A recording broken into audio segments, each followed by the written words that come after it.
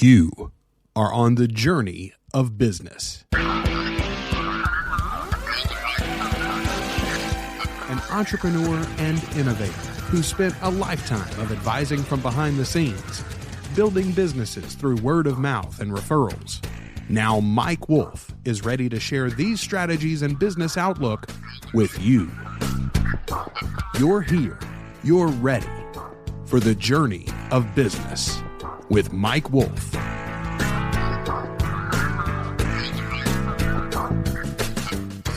What's up, everybody? Welcome back to the Journey of Business. I am Mike Wolf. Super excited to be back today. Thanks so much for tuning in. This episode's going to be bananas. I'm so excited.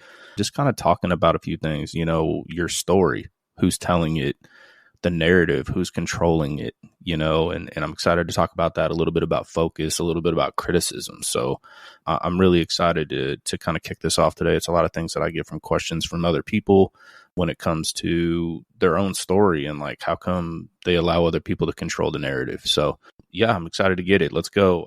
So first off, what happens when you step into your own story? The story that you write for yourself, the hopes, the dreams, the visions that you set out for your life, right? So many people allow other people to control their story, including myself, just so we're on the same page. We allow these people to kind of hold the pen and literally write our story for us.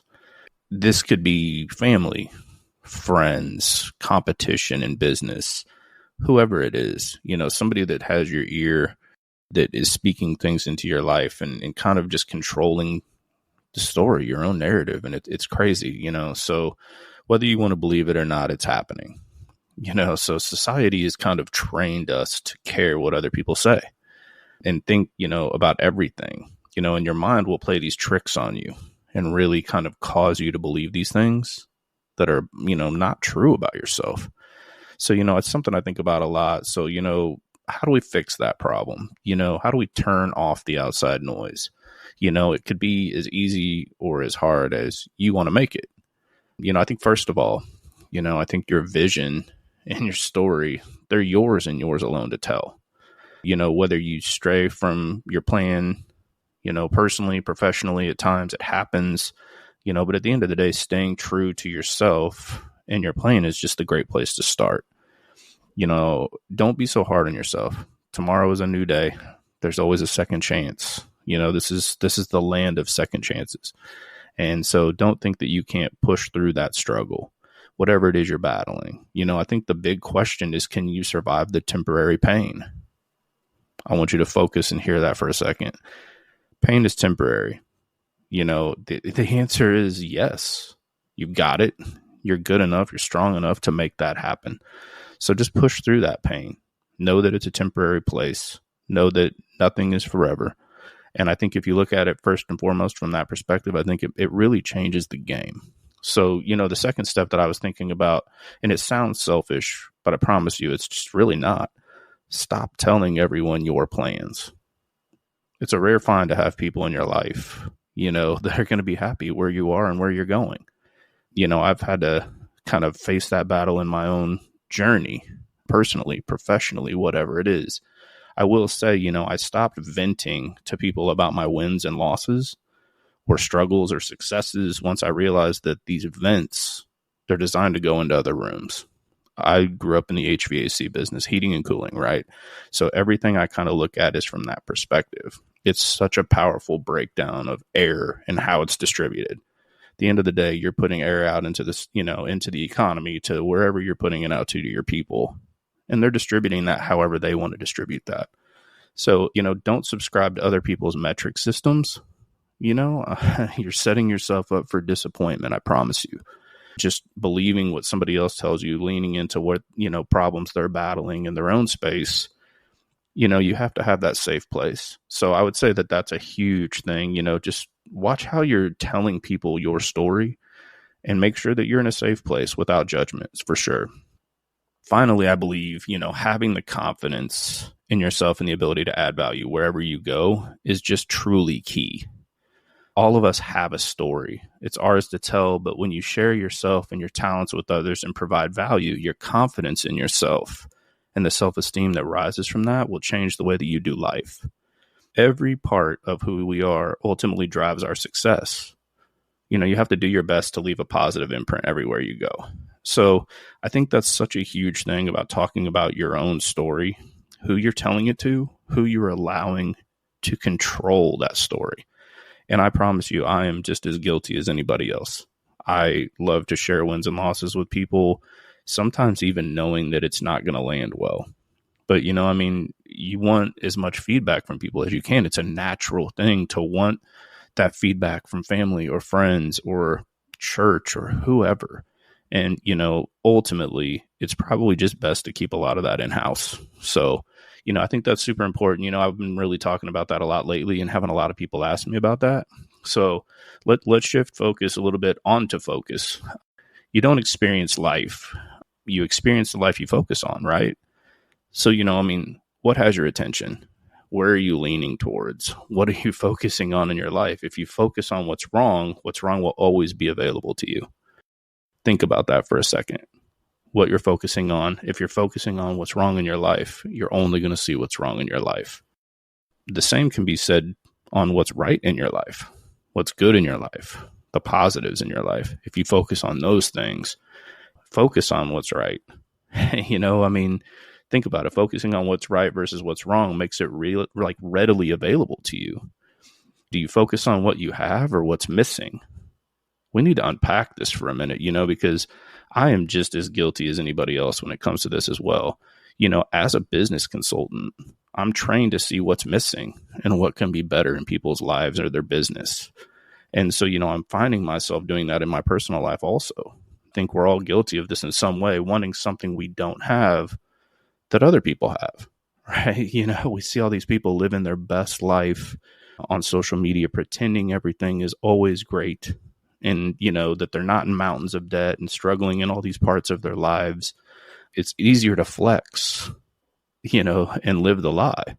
It's just crazy. My family's been in seasons where we had to pretend everything was great when we were struggling or battling, all because we worried about perception or judgment from friends or family or church friends or pastors. And, and for what, it's really all silly when you look back at it. I really just hope that you hear this today and understand that the flex, you see all these people and then all of a sudden you see, oh, well, so-and-so is getting a divorce. And you're like, but they live such a great life. They have, they have all the kids and everything's perfect and blah, blah, blah. And it was just a facade, so I think it's really important for you to make sure that you're focusing on really what's important. That's there, that's not missing. Don't focus on what's missing. Focus on the good things that you have there. So, what's the solution? Because at the end of the day, I want this to be a value-driven piece of content for you. Everyone is different. I believe you really just have to batten down the hatches and replant the seeds, if that makes sense. Set your vision and focus on the good things that you have. Don't try to solve your problems in a crisis season. Make your plans and revisions outside of the crisis. It's just easier that way. It's not an impulse thing. Live on the right side of things, see how much better you feel. Everything you want and need is readily available to you once you cast that vision. So, I think it's crazy, crazy, crazy important to really kind of lean into that a little bit. And I've been really talking a lot with a number of businesses and people just about focusing on what matters, focusing on the good things that you have in your life, focusing on the good things that you have in your business. Don't focus on what's missing. Focusing on what's missing is just a setup to fail. So, I really am excited to kind of lean into that a little bit more in the coming weeks. I'm definitely going to start talking to some guests in the next few weeks as I get the schedule reset up from being out a few weeks. But, I really want to know what people are thinking when it comes to focus. So, I'm kind of leaning into that for sure. And finally, I just, I really want to talk about criticism. Criticism, is, I look at it so many different ways. Criticism is truly the cost of praise. Let that sink in for a second. We all want and desire praise. We require it. We yearn for it. We all want that attention, right? Let me tell you what we don't like. Criticism. Can you accept the criticism with the same heart as you accept the praise? Does it work? Does it make sense? I don't know. I don't think you can. I think people will say you can. Nobody wants to be criticized. I think, you find these people and friends or whoever that, coaches or whatever, and it's like, well, this is constructive criticism. Most times it's not constructive. Let's be honest. And most time criticism is driven out of something that's just not healthy. Usually, in my case, if I don't want to speak for other people. So, if you can accept that same criticism with the same heart as you accept the praise, I think it's an even keel. I struggle with that a lot. Maybe you failed at something at work or personally. I hate to break the news, but failure is just the price of being great. It's the price of greatness. Yeah, you want to get better every day, then fail your way to the top. It's just that easy. You can't complain about what you didn't get from the work you didn't put in. Putting in that work, we all fail. Prepare yourself. It's going to happen. If you haven't battled something that, insurmountably looks like you can't get past it, failing wise, professionally, personally, whatever it is, I promise you can get past it. It's just such an easy thing if you look at it. Try being consistently good instead of occasionally great. I'm hitting you with a lot of one-liners today that I've been thinking about and praying about, and I hope that you guys are really ready to get this, So I'm going to say that again for the people in the back. Try being consistently good instead of being occasionally great. It'll change your life. Live your life with zero uncertainty. Go get it. Put your best out always. Your freedom is on the other side of your discipline. I'm telling you, please be writing this stuff down because it's so important. These are things that, people have spoken into my life for years and years and years and years and years. And I'm finally have a platform to be able to kind of share that. It's very important. And I hope you hear that today. So, I know somebody needs this today. Saying all of this reminds me of the moment where I'm falling short myself. You have to start today. What are you waiting for? Start before you're even ready. Have you ever tried to steer a parked car? It's just not happening. You got to go get it. I really would say that if we focus on your story, you focus on your actual focus, and you focus and kind of don't focus on criticism. I think criticism is made to be reverse engineered. I think you use it, most people use criticism as a motivator. I look at it as just the opposite. I look at it as a learning lesson. I Rolodex criticism because I want to know where I fall short and use it as like a learning piece, as a stair, as a step to the next thing. And, failing up, like I said, you're going to fail your way to the top.